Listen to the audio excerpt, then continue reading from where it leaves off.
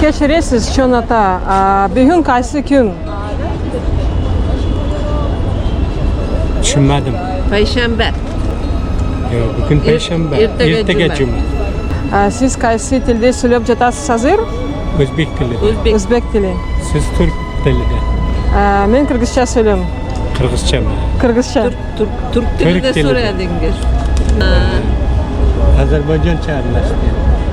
Ozarbayjoncha. Bor. Siz qaydan? Namangandan, O'zbekiston. Tushundim. Men Sankt-Peterburgdanman.